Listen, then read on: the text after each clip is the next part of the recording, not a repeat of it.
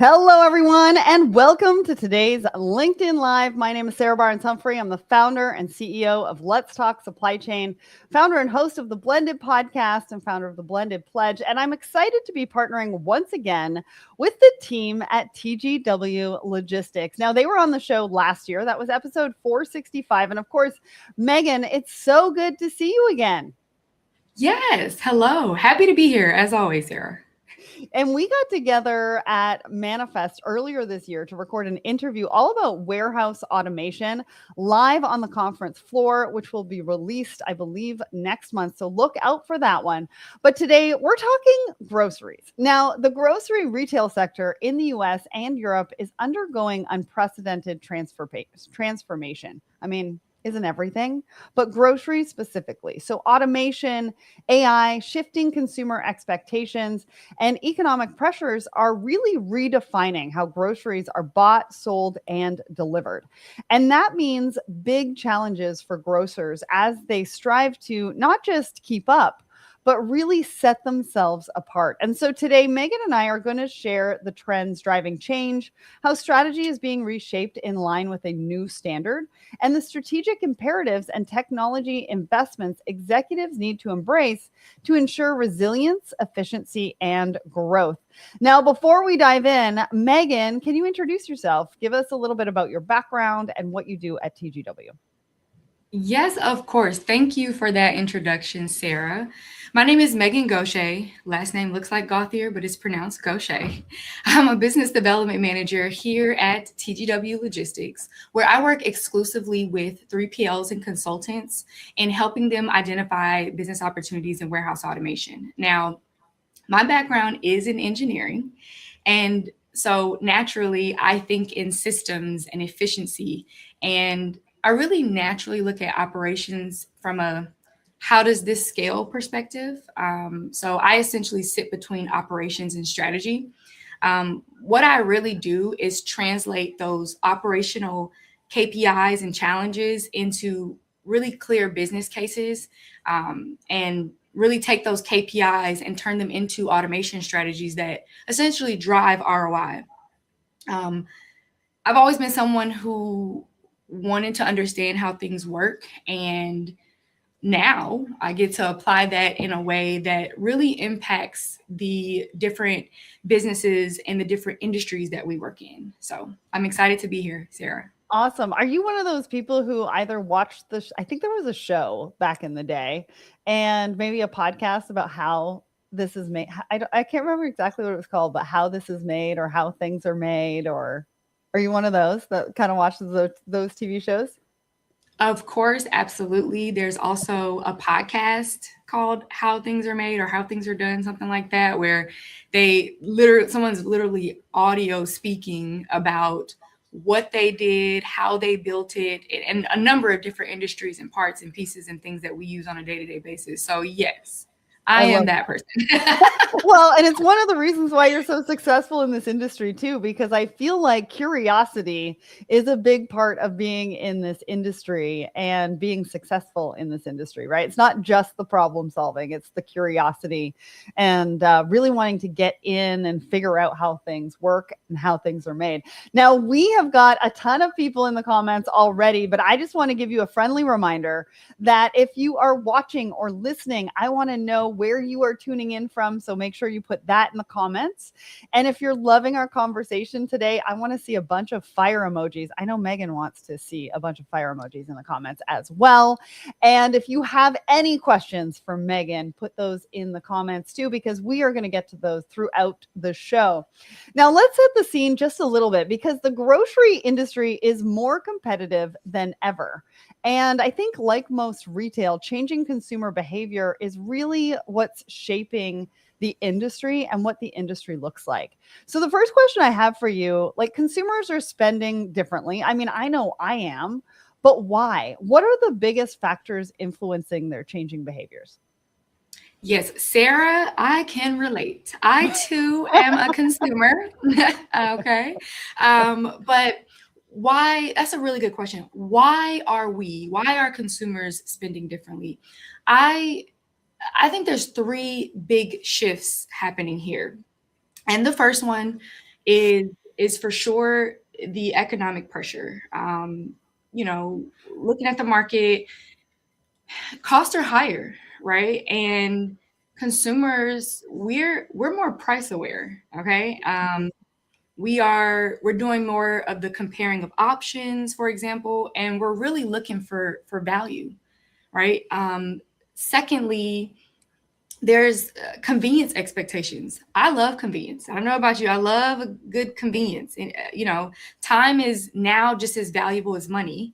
And we want faster, easier options if possible. And then the third big shift, I would definitely say, has to be there's a bunch of lifestyle shifts happening. So, for example, dining out, delivery, and convenience meals are now competing with grocery. So economic pressure, convenience expectations, and a lot of lifestyle shifts are the reasons why consumers are essentially spending differently. Yeah. Well, and I have an example. So I get this, I can only have, coconut milk or whatever, because I can't have dairy products, right? So I have this Yeah. one creamer that I buy from the specific grocer, but it's like 30 to 40 minutes away. And I actually found I could get a carton of 6 of them on Amazon the other day. So I Look at that. ordered that instead of driving to the the actual retail store, the grocery store. And so these are some of the things that we are thinking about is, when do I actually need it? Do I really want to get in the car and drive for 40 minutes just to go to the grocery store for one item?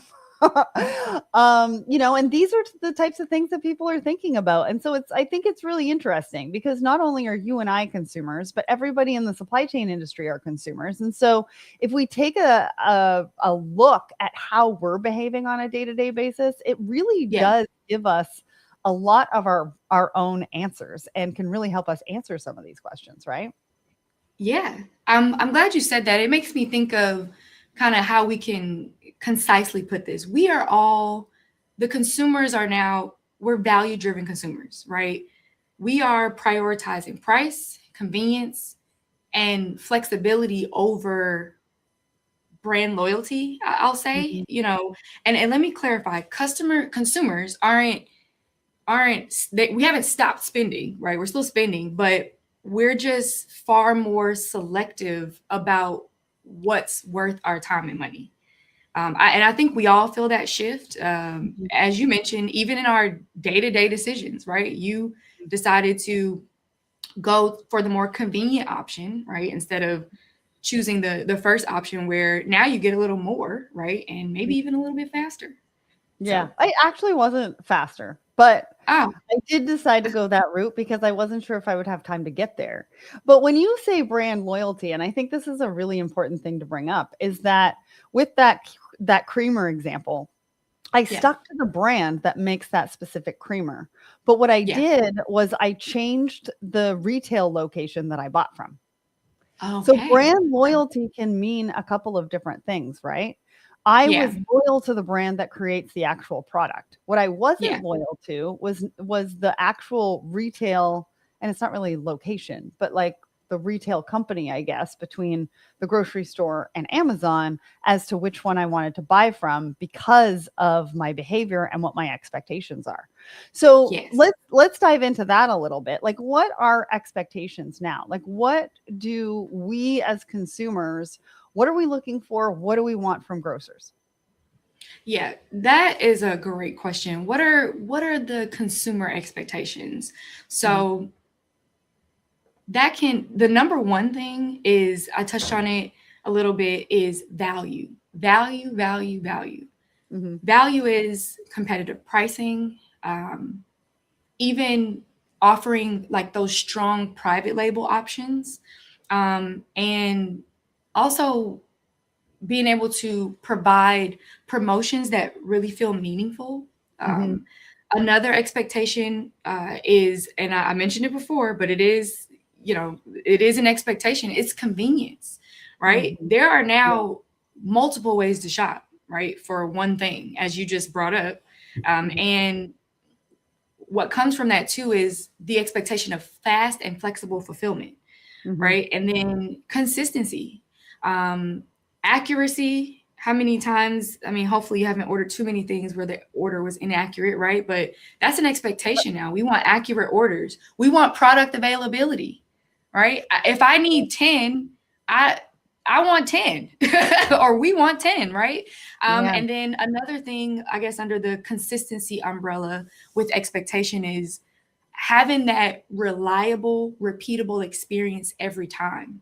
You know, customers don't really want to think about how their order is fulfilled per se, but we expect it to be right every time, right? So the consumers don't really think in channels.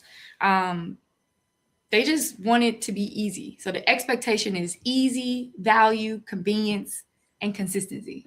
Yeah. Well, I want to talk about that accurate order because I have a really funny story around that. But I do want to give a shout out because we've got and I don't know how to pronounce this handle, but I'm going to call you OC, is tuning in from France on our Let's Talk Supply Chain Instagram. Thank you so much for joining us there. And then Jason talks about what about Poppy and alternative foods that used to be stuck on small aisle are now all throughout the stores. So I can actually comment on that because I've got a lot of food sensitivities.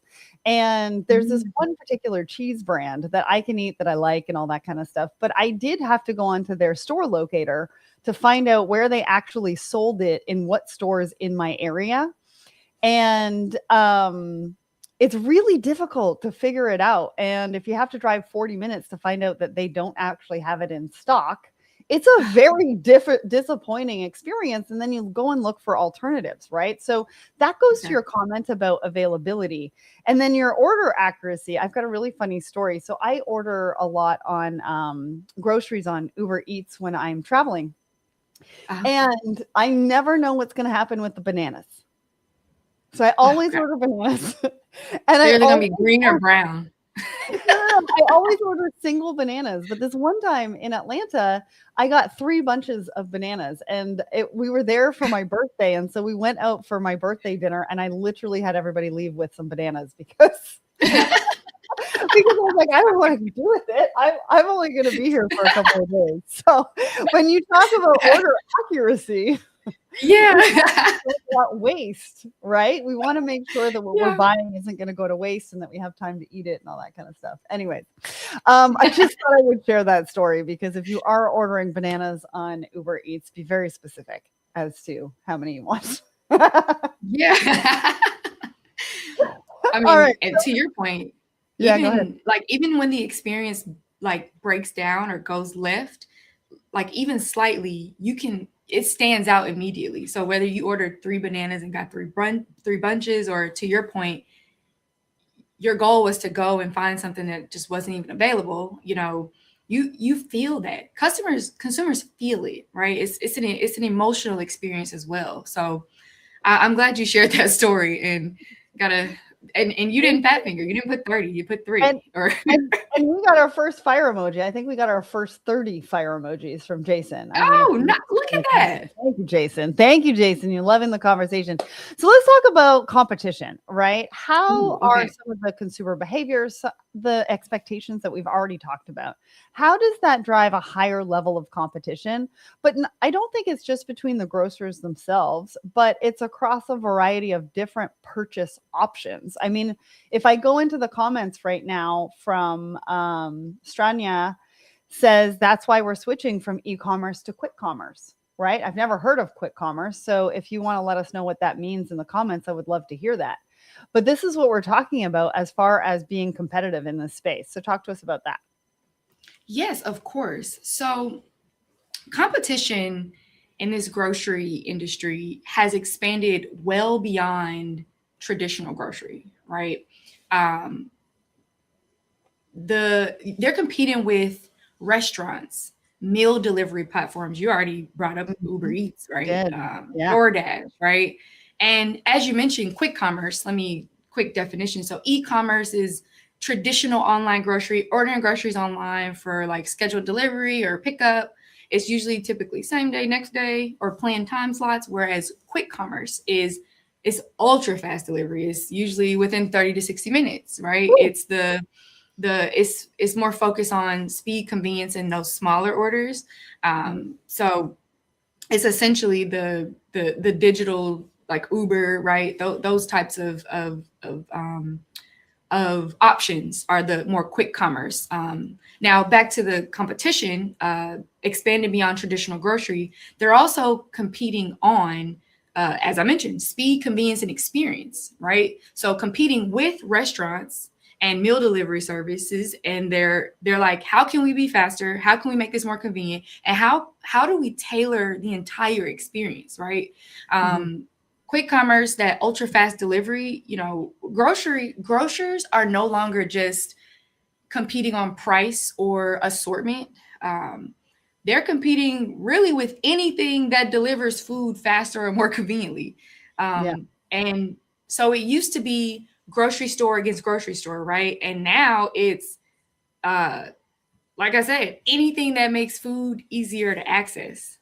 And it's changing quickly, right? It's evolved so much. Mhm. I've actually have a I guess a quick story. How many times have you ordered something and you requested a fork, or you requested chopsticks, just chopsticks, for example, and you get the order, you get the soy sauce and whatever from the sushi place, but you didn't get the chopsticks, but that's the one thing you needed.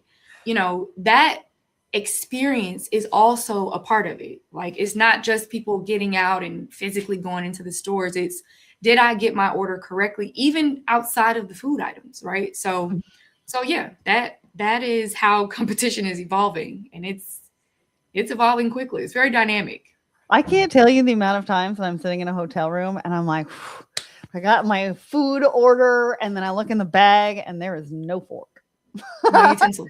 And so I'm like, You have no utensil. I gotta go downstairs. I gotta ask the restaurant. I don't know if they're gonna give me Yeah. one. But you're right. It's those little things that are even outside of grocery that make all of the difference. And now that, grocers themselves are using delivery or pickup for that, and people are moving within the grocery stores to be able to pick and pack an order, you Mhm. want to make sure that, produce is of the higher quality. You don't want to send somebody home with bruised apples and then they're like, I'm never going to do this pickup again. And Exactly. so it's these little things like that that inconvenience people and create a domino effect that we don't necessarily see or hear. Some people don't complain about it, but they won't come back either. And so, what do you think that grocers, what are they doing to work towards setting themselves apart? Now that there's all of this competition, they really need to set themselves apart. Like, I've seen some grocery stores focus specifically on, let's say, food sensitivities, right? So they've got alternatives to dairy products and different things like that. But then they're also offering ready-made, dinners and lunches and things like that that cater to those food sensitivities. So, what work are they doing to set themselves apart? Yeah, that's a great question. So, how are grocers essentially differentiating themselves?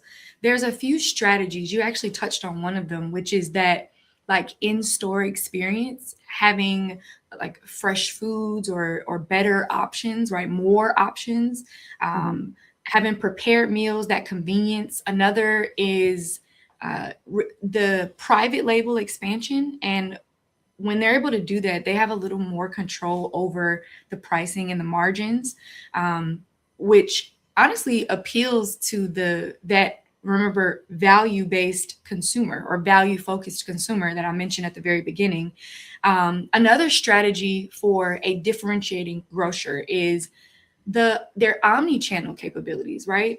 We Mm. just mentioned having the options of delivery, pickup, and integrating all of that in store as well. And then the one of the biggest ones is personalization.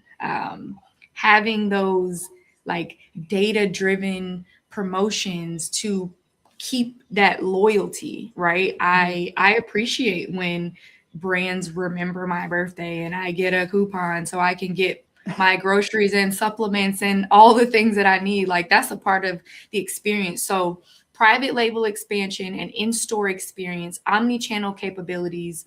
These are differentiators. And then, of course, taking advantage of the personalization of it, right? Customers expect to move between the different channels like with like frictionless, right? Without any friction. And so whether they're going online to do an order or whether they're picking up in store or whether they're returning something even, they want that seamless experience. And so those strategies would definitely help keep them separate them from the competition.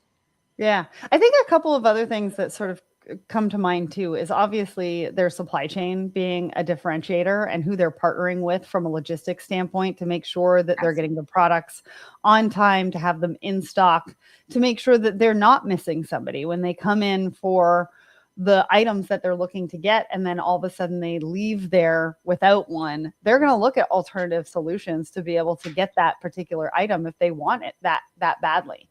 So I think supply chain needs to come in here as well as a bit of a differentiator, and partnering with the right folks in your logistics network to be able to help with that. Yeah, you that just sparked a thought that I have, or really just a comment. Like, speaking of differentiation isn't just what you sell; it's how easy you make it to access. That I think is the real differentiator, right? And the companies, and also to add to that, the companies that really and truly understand their customer are the ones that are really standing out, because they know exactly who they're selling to. They know exactly what they expect. And if they're fulfilling those needs, then to your point, we're going to keep coming back. The customers are going to keep coming back. Yeah. So, what's the impact of all of that? Because I think, every new product range or brand investment brings a bit of a complexity. It also brings cost, it brings investments and things like that. So what is the true impact of everything? If you could tie everything together, the consumer behavior, the expectations, the competition, how they set themselves apart, what is the impact of all of that? Yes, you actually said it. All of the strategies we mentioned create complexity, to simply put it. More SKUs, harder inventory management, more channels, more fulfillment complexity, more services, higher costs, right? But I will say every new product or service adds layers to operations. And when you have more inventory to manage, there's more variability. And honestly, all that creates more potential for inefficiencies. So the customer experience, tying it back in, is getting simpler. However, operations are getting more complex. So, I mean, that's the impact of it. And honestly, most of that complexity is invisible to the customer, Right. but very real for the business. So, yeah. I love that. I want to give a shout out to Courtney Jackson over on my personal LinkedIn. She really shared quite a bit of information about what we're talking about today, and she's loving the discussion. So I want to see a fire emoji from you, just because you're loving it. And also, I want to give a shout out because Jason is over on my personal LinkedIn as well and asking a couple of really great questions. We'll get to those in just a minute, and so I just wanted to make sure that we give you a shout out over there. So I think the other big thing reshaping grocery strategy is the omni-channel that you talked about earlier, right? I mean, it's now a standard. Before it was like, some were doing omni-channel, some weren't. I remember during the pandemic, we went to dark stores as a part of the omni-channel experience, which was not something that you really heard the term around at the time or even before that. So as we talk about customers wanting multiple options at any given time, I mean, that's truly the definition of omni-channel. Talk to us about the growth in grocery e-commerce. What does that look like? Is it going to continue to grow, or are we going to see more of a shift like the comment today into more quick commerce? Yeah. So the direct answer is yes.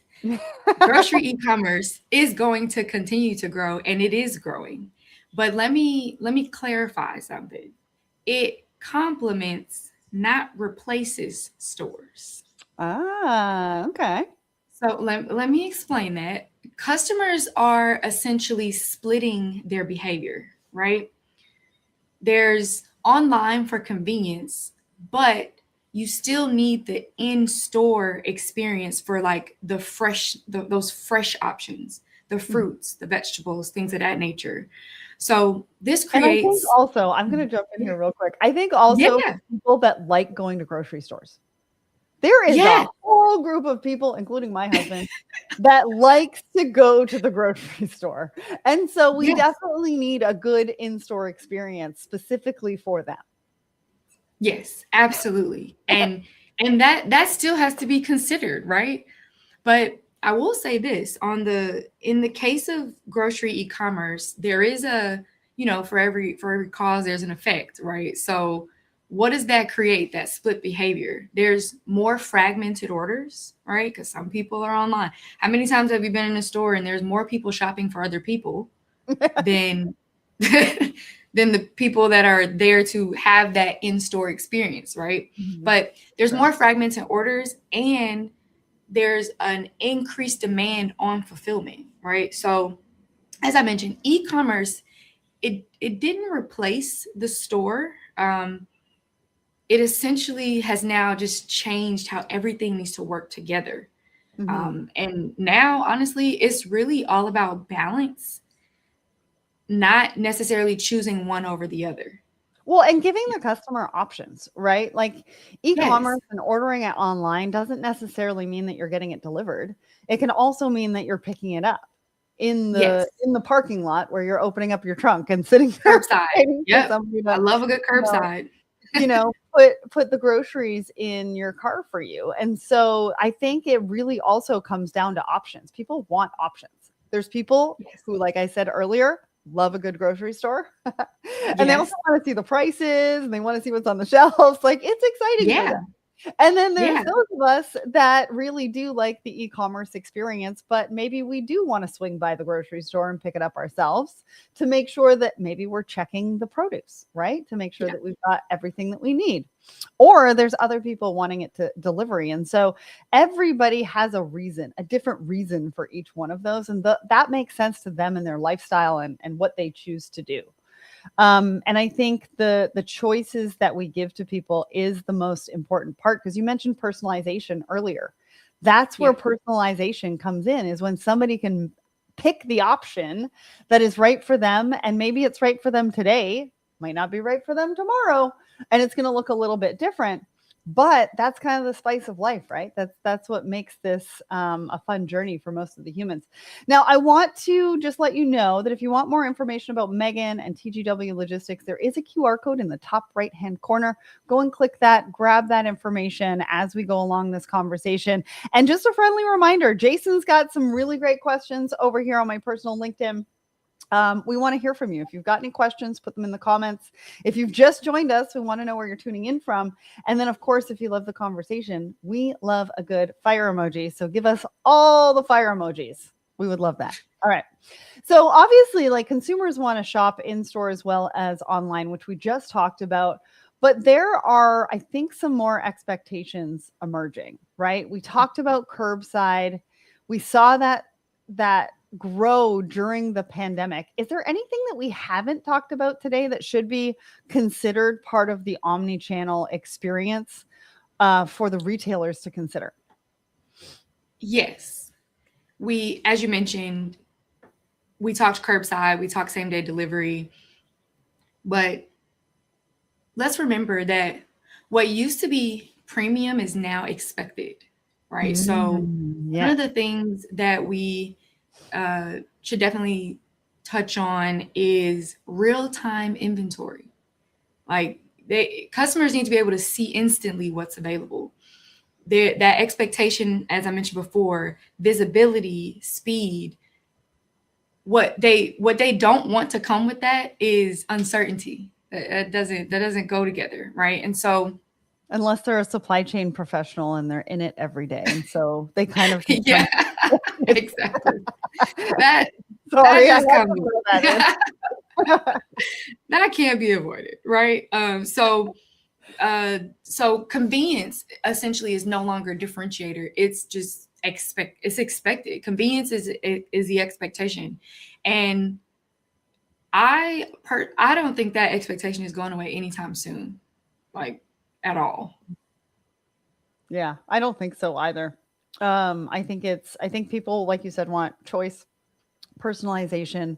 They want convenience. It's kind of what we talked about at the beginning of the show with all of the consumer behavior. Now, I want to give a shout out to Courtney because she gave us a fire emoji, so she's loving the conversation. Rudy gave us a fire emoji times 100, which was really nice of you. Thank you very much. You didn't want to type out the 100 fire emojis. I get it. I get it. And then a big shout out to Larry as well. We've got a great conversation happening over on my personal LinkedIn. I love that. So, what does that mean for grocers who thought they were running like one type of business and now all of a sudden they have to run and be experts in multiple businesses simultaneously, or I guess the omni-channel, because omni-channel theoretically is really small business units within an overall business, right? And they Yeah, each run differently and they have to be run differently. And they're going to need different partners, different technology solutions, et cetera, et cetera.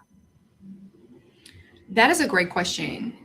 What does this mean for grocers operationally, right?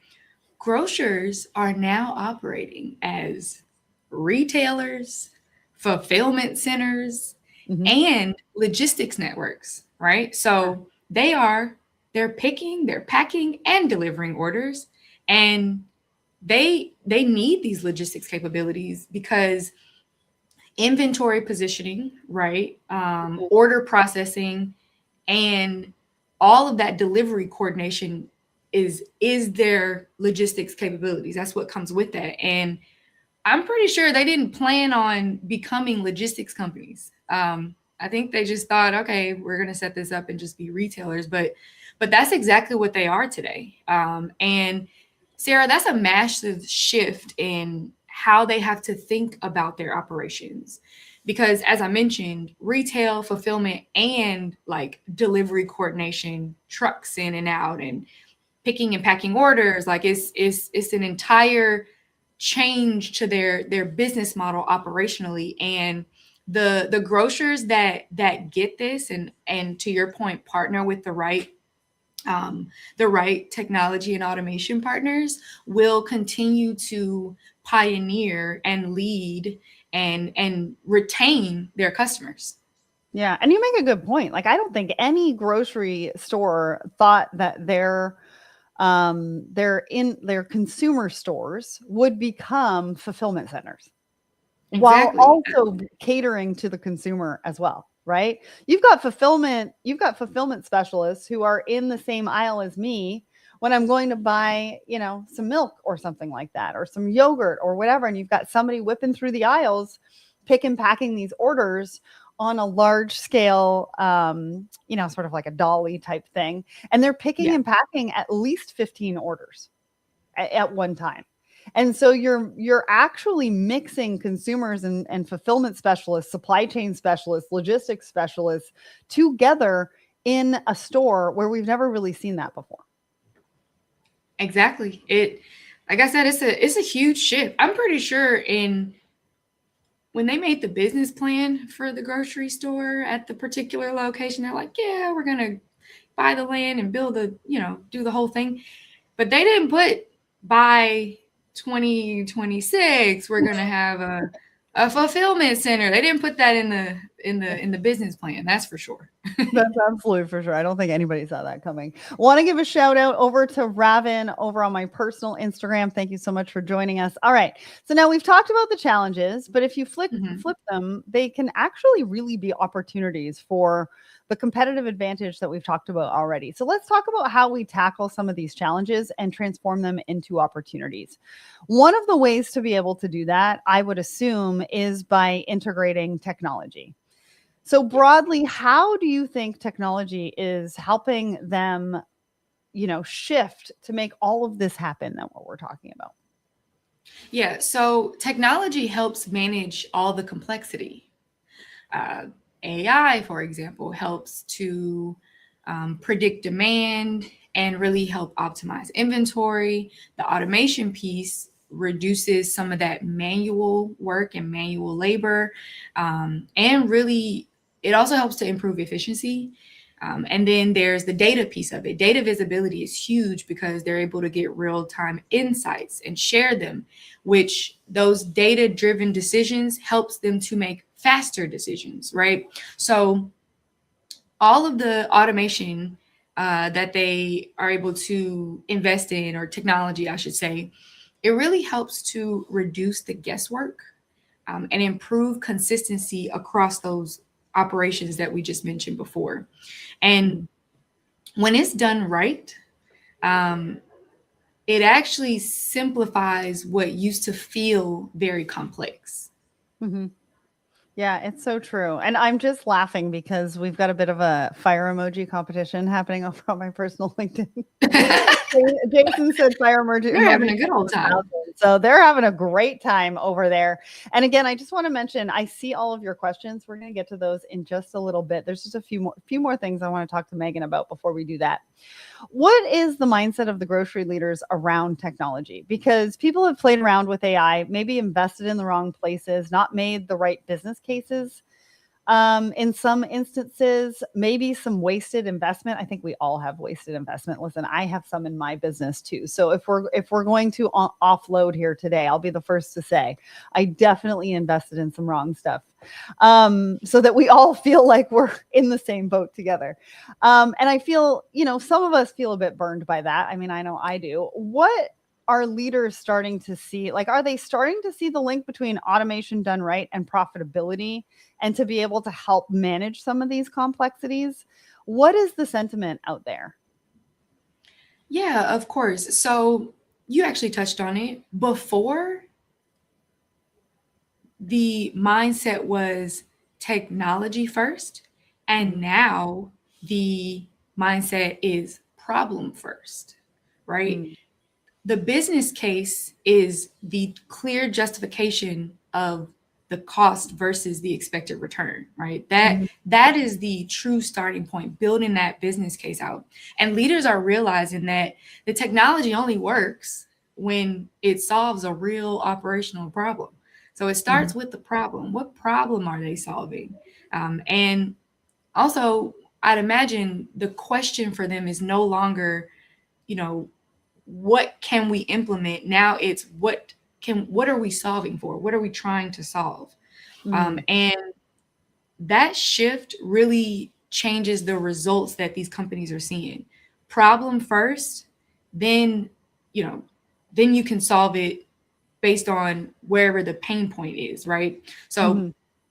we went from technology first, or the mindset shift is going from technology first to problem first. And as I mentioned, they're able to build better business cases and really, see more of a return because they're solving their operational problems first. Yeah. Yeah, Jason just actually mentioned something that I hadn't really thought about. What about the use of AI in the shopping experience? Using it while shopping, he says that Gemini has taken to recently tagging him when he's in stores for things I haven't bought in a while.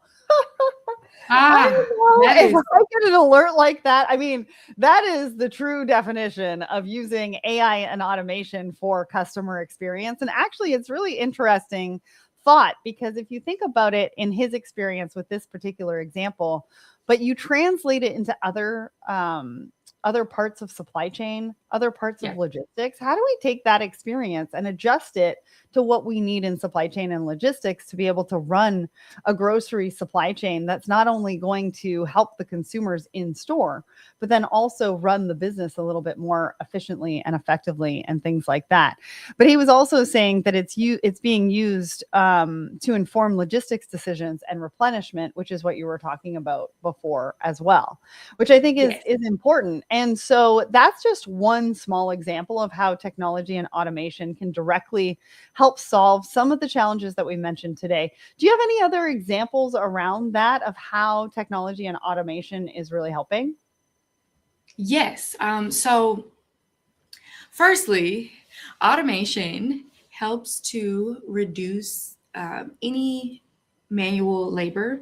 It improves throughput and it increases accuracy, right? Let's be honest. The grocery environments, especially like the distribution centers, for example, these are very hard manual labor environments, right? There's frozen and refrigerated and chilled, and these are tough environments. And so helping to kind of reduce that manual labor is a part of it. Automation also allows operations to handle more volume efficiently and consistently. And it also allows companies to just do more without increasing strain on people. I think there's a big ergonomic piece that we should consider, right? If people are walking a lot, if they're on their feet, if they're having to lift heavy things over and over, that does a number on the body. So the kind of the safety ergonomic piece is also a big part of it. And it really helps create a more sustainable operation long term, if you think about it. Now, I do want to mention a case study that we worked on with one of the top food distributors. So I'll start with some of the challenges. The first one is the most obvious one, which was labor, right? Mhm. Hard to find and hard to keep or hard to retain. Then there was a lot of inefficiencies and honestly just a lot of turnover, right? And so we were able to implement our palletization and sequencing technology to essentially get them the results of a reduction of labor of a 2/3, so a 2/3 reduction in their labor. This particular client distributes to different restaurants throughout the country, for example, and they were having a lot of route inefficiencies, right? So they were building pallets that, if let's just say, for example, the ice cream pallet they needed to take off first, but it's in the back of the truck.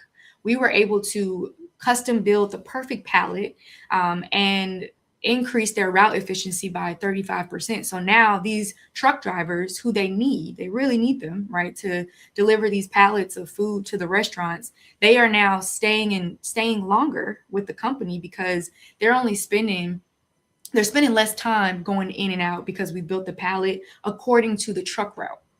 So they've got faster delivery. We were able to improve their working conditions. And this didn't just impact operations. This impacted both operations and transportation performance. Right. So it was like a 2-for-1, essentially, inside the warehouse and outside the warehouse. So honestly, the biggest value actually wasn't just the automation either.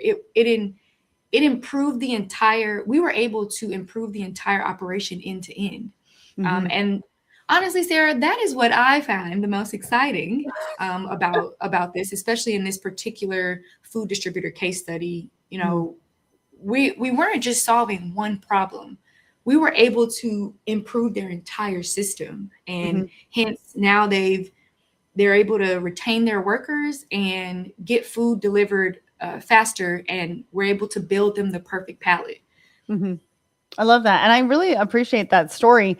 It actually goes to something that Jason was asking, was how are we applying the data to ensure a grocer's assortment reflects the actual demand? But then how does that data help logistics companies apply it to help allocate assets so that when, like, maybe what size of a truck they need for, that particular order. And so this goes to show how important it is for you to be able to share the data with your partners, especially your logistics partners, to be able to say, hey, this is the data that we're accumulating. Based on this data, you can plan probably for the next at least 15 days, I would assume, with the trucks that you need to send in, et cetera, to be able to pick up, deliver. And then on top of that, when you're including that automation and technology piece where you can actually build out the perfect pallet, then you've got a full feedback loop. And now you're working in collaboration and true partnership to be able to make sure that you're not only helping to deliver the customer experience that your customer is looking for, but also they're able to deliver theirs as well. Yes, you stated that perfectly. Well, thank you. All right. Now it's time to get to some questions. And I know we did answer some of Jason's, and I'm going to go back through and see, but I do have one question from Stephanie. So, where should grocers start with automation if they feel overwhelmed? I think this is a great question because there's a lot of people feeling overwhelmed right now. So, let's answer that one. That is a great question. So it's important first to, as I mentioned earlier in the conversation, to start with the biggest operational pain points. So there can be a series of questions, and I hope you got a pen and paper. These are questions like, where are you losing, or where are we, speaking on behalf of the grocers, where are we losing time? Where are we losing money? Or where are we losing efficiency? Also, secondly, I want you to really look for the labor intensive processes. What's the most repetitive? What's the most manual tasks that are really hard to staff, firstly, or even sustain, right? Then after that, a good starting point is also identifying the bottlenecks. What points in the process, where are the points in the process where everything kind of slows down for your company? And then also, it's imperative to focus on the high impact areas first: the picking, the packing, the palletization, the order fulfillment, right? So if I think the biggest mistake also is trying to do everything at once. Grocers should start small but strategically. Focus on areas that drive the most costs, create the most delays, and let me not forget this. And focus on the areas that impact the customer experience, right? So once those are improved, you'll start to create momentum, and that makes future investments much easier to justify.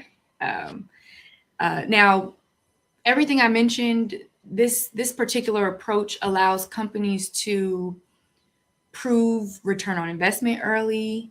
You're able to reduce risk and really build that internal alignment. So, start by asking, where are we spending the most on labor? Where are we the slowest?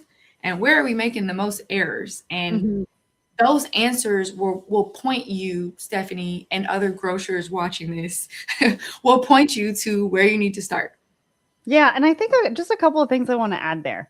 So, also data. What's the data that your partners need? Yes. Right? How can we get to a place where we're sharing the data? What's the data that we need from them? What's the data that they need from us? I think the other part of it too is from a team member standpoint specifically. So you're on the supply chain team for a grocer. You also need to understand what tasks you do on a daily basis that are repetitive so that and also understand how AI can help you with that, so that you're then taking it to your team leader or the supply chain leader or whatever that looks like to say, hey, this is what my day looks like. I'm pretty sure that I can optimize my day to do X, Y, and Z by doing this. That's the responsibility that's going to come back on the supply chain professionals, I believe, moving forward with AI. That's what leaders are going to look for. That's what organizations are going to look for from the professionals who are doing the jobs on a daily basis, right? So it's not just about the gaps. It's not just about the labor, et cetera, et cetera. It's also, how do we redefine our roles, but how do we get ahead of that too? So I just wanted to mention those. Jason asked if you have a link to the case study. So Jason, I think what we're going to do is afterwards, we will reply to your comment and we'll put the link to that case study for you. If you want to grab the QR code in the top right-hand corner, that does go to the TGW website. I believe they have some case studies on there as well. So go ahead and do that. All right, I've got another question from Chuck. What are the biggest mistakes companies make with automation? Now, this is a great question because we all make mistakes with automation. And I think for me, automation in some respects, you really just got to play around with it and see how far you can push it. But that's me. This question's for you, Meagan. Yeah. No worries. As working in a warehouse automation company, I travel to lots of shows and events, and I work very closely with our solution design engineers. So I'm in it. Um, it's interesting to see kind of the process of, especially that beginning process in the RFI phase and stuff. But some of the biggest mistakes companies make in automation is what I mentioned before, starting just going straight to technology instead of understanding the problem that they're solving for. Mm-hmm. Like, don't choose a solution. And we always talk about like the big shows where people get like what do they call it? The shiny syndrome. They're like, oh my God, I need this. I need AMRs. I need this. It's like, choose the solution. Don't choose the solution because it's new or impressive, right? Mm-hmm. Also, as I mentioned, not clearly defining what actually needs to be fixed, Mm-hmm. right? And then another really big costly mistake that can happen, and that can happen. I told you I have an engineering background, so I myself have worked on a bunch of projects. Is over engineering a solution, right? Mm-hmm. Trying to automate. Don't try to automate everything at once. It's okay to take a phased approach, right? Building for every possible scenario, inbound, picking, storage, outbound, packing, the building for every possible scenario instead of the most common ones, right? Mm-hmm. And then, this another very important thing is a lack of a clear business case. Not tying the investment to measurable outcomes, keyword measurable outcomes, right? And having unclear ROI expectations.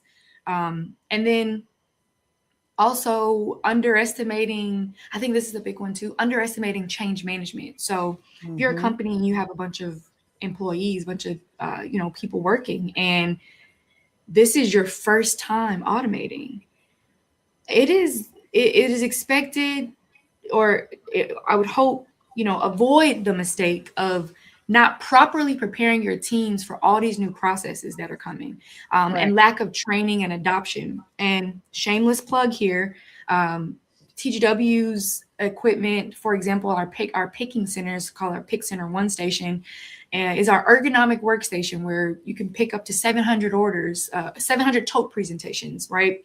The great thing about the station is you can train somebody in less than 5 minutes on it.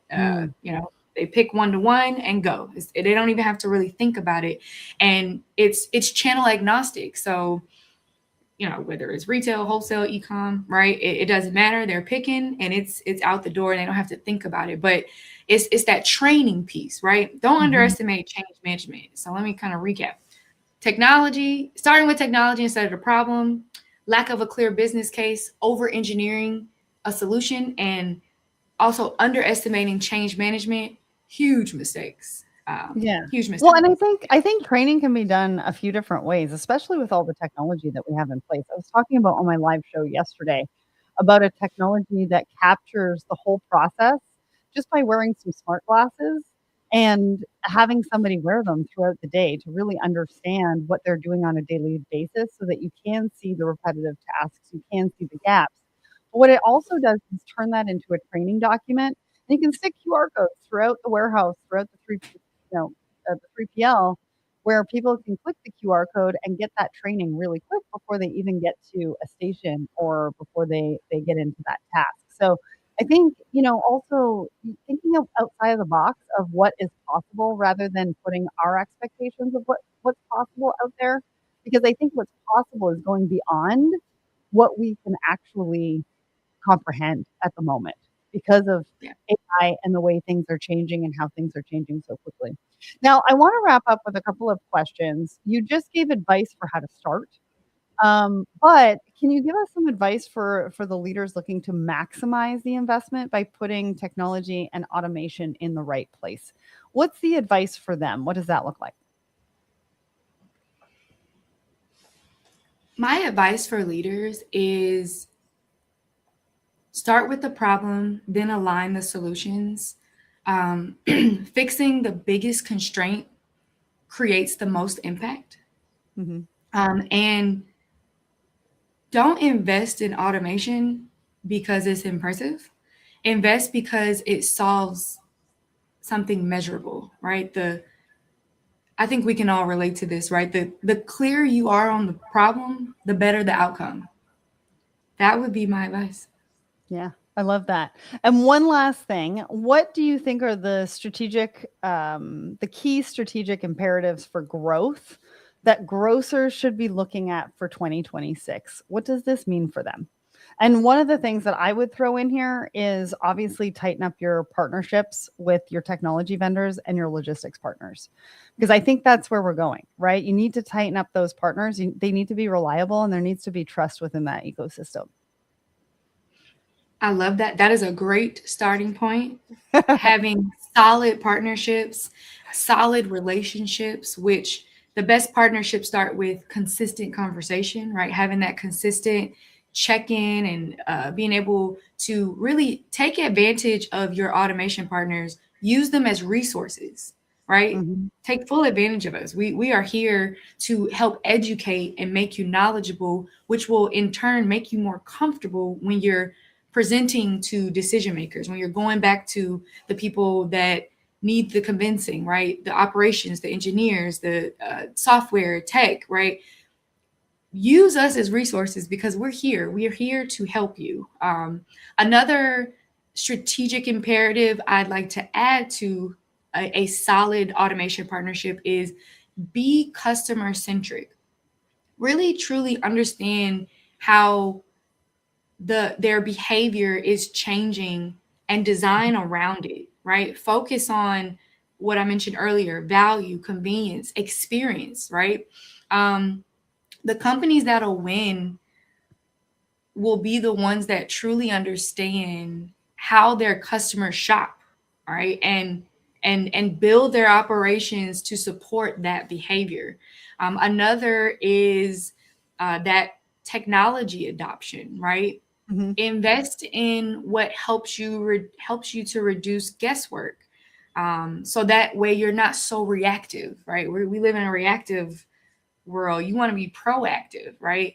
That Mhm. way you're not reacting to problems, and then you can really anticipate demand and anticipate and predict what's incoming so that you can properly prepare and plan more effectively. Another one I think that might be underrated is operational excellence, right? Build efficient, scalable, and resilient operations. You know, really try to focus on reducing those inefficiencies, improving throughput, um, and minimizing labor strain. Right. This is honestly where automation plays a key role as well. Shameless plug. It allows operations to really handle, as I mentioned before, all that complexity without like breaking down. Speaking of operational excellence, TGW has a lifetime services group that where we stand by a guaranteed 98% uptime, right?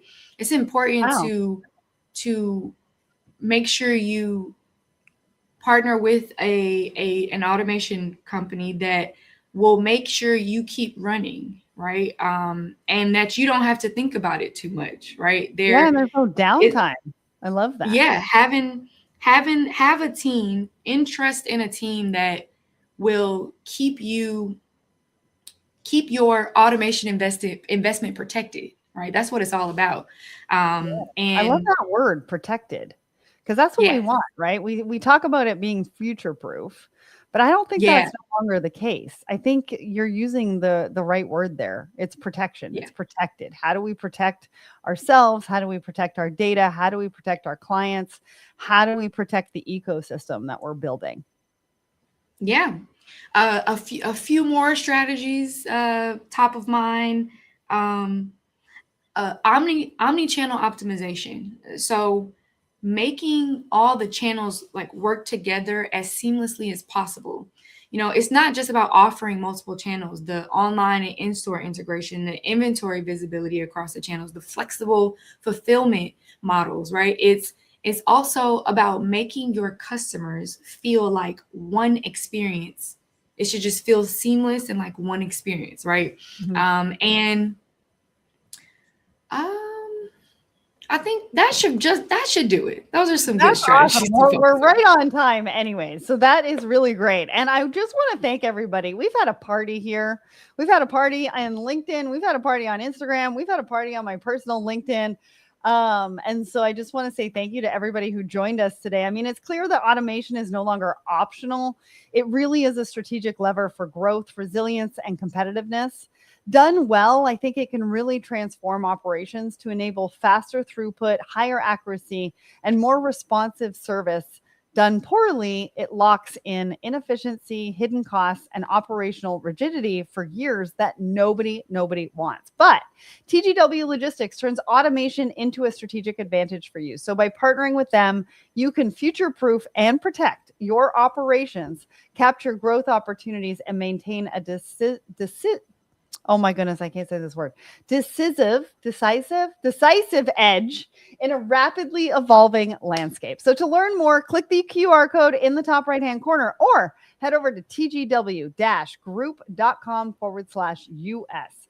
Thanks so much for everybody. Meagan, you're always a star. Thanks so much for shining your light with us today or sharing your light with us today. And I'll see everybody again soon.